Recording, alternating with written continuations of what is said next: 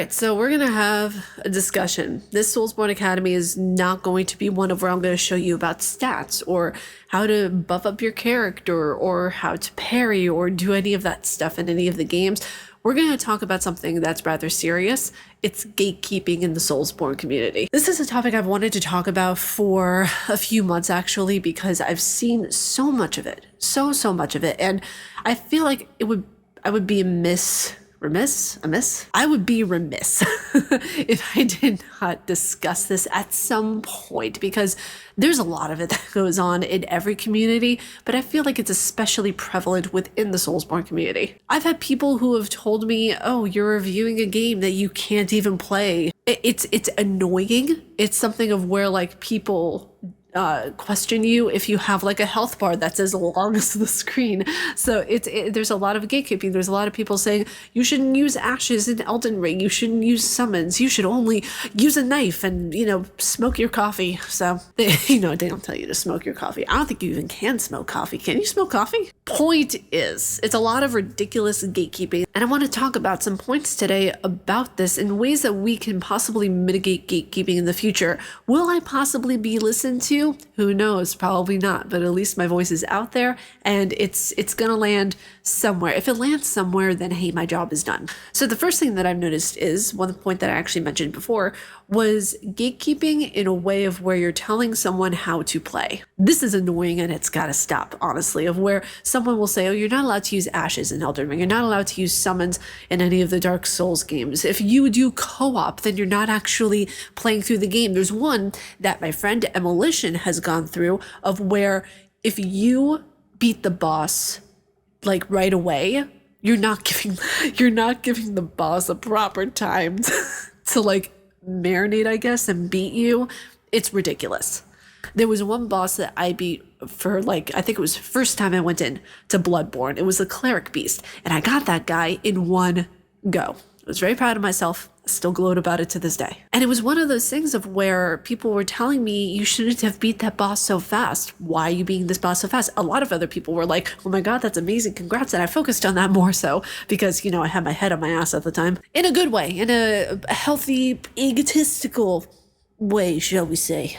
But it's amazing the kind of gatekeeping that goes on of where if you beat a boss too fast, that's not good. If you take your sweet time, that's not good. So what? It's got to be like a porridge just right. I feel like a way that we can mitigate this gatekeeping is to not pay attention to it at some points. If it's like goes beyond the level of like, oh yeah, this is like getting to be a troll that's getting aggressive and all that kind of stuff, then yeah, sure, I would, bring it up and, confront everything head on, maybe quote tweet them if necessary. But I don't ever think that, replying to something as simple as a troll trying to pass the time is going to do you any good or, the community any good. When it comes down to it, all of these trolls are just NPCs in a game that we can interact with. I just find it very progressive if we just not interact with these people. We may see them in our notifications, and we acknowledge it firsthand like that, but it goes no further than simply seeing it. If it's something mean and if it's something that is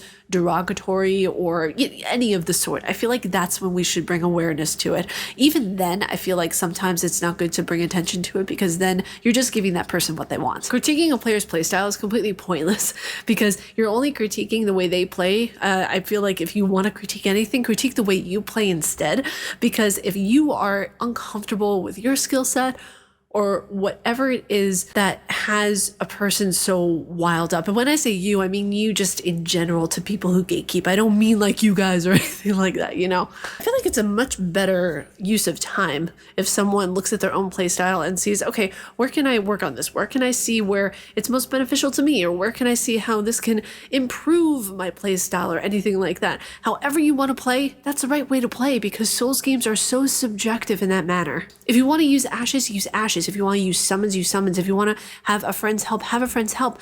It should not be something that is gatekept or looked down upon just because you do those things at all whatsoever. The last point I want to address is multiplayer. I see so many of my friends, including myself, get the brunt of it because we like to have multiplayer and have fun with our friends while we do Souls games. Sometimes, yeah, I'll admit, I'll need a little help on a boss because it's tricky, which actually is kind of counterintuitive because when you enter into any Soulsborne battle for that matter, you are By default, I'm trying to phrase this correctly.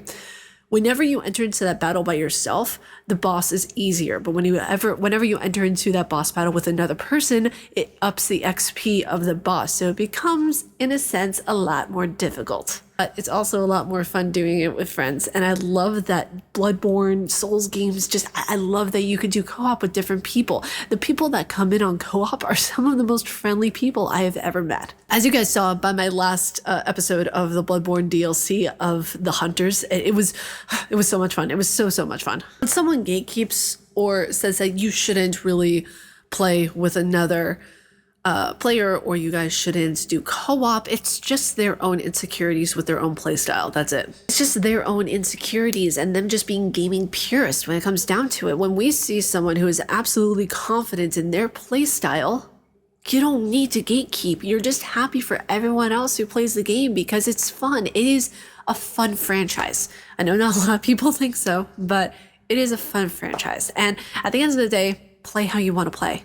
Like, that's the thing. Like, do I think that Souls games could use a story mode for a little bit of a chiller experience? Yeah, that's just me. That's how I think of it, because I feel as if you shouldn't have to die several times in order to just have a chill, fun experience with the game.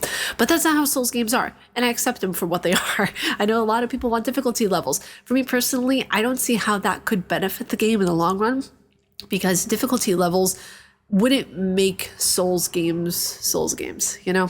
I feel it would take away from what they are instead of add to it. But again, that's me. I feel like on another hand, though, Souls games do need better accessibility. They need better font usage. They need better controlling. They need better just a revamp on a lot of stuff. I feel like it's not as accessible to a lot of people who can't play those types of games because of how boxed in a lot of what Miyazaki does. And that's not a criticism on how the game is. It's just more of a constructive critique. While I think that the games are very good, they do need an upgrade in their accessibility features. Because for a lot of players, it could be very limiting, and I completely understand that. Because let's be real, at the end of the day, okay? Souls games are hella difficult. They are difficult. They have gatekeepers. They have amazing fans. There's a lot of good. There's a lot of bad. There's a lot of bad eggs. There's a whole bunch of stuff that goes into this community. And I feel like once you get involved enough and detract the negative and put in the positive, you will have a much better experience with these games. So for all the people who are thinking about getting into Souls games, I would highly recommend, first off, playing Thymesia.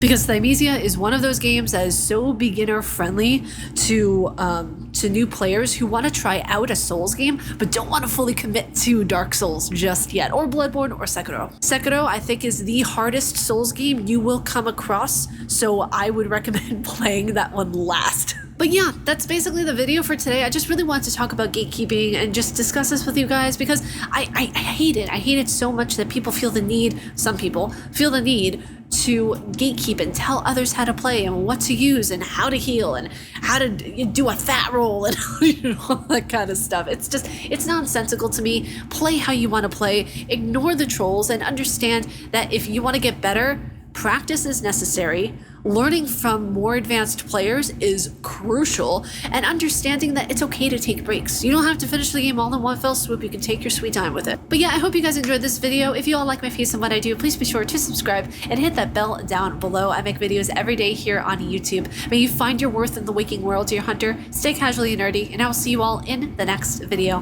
Bye, you guys.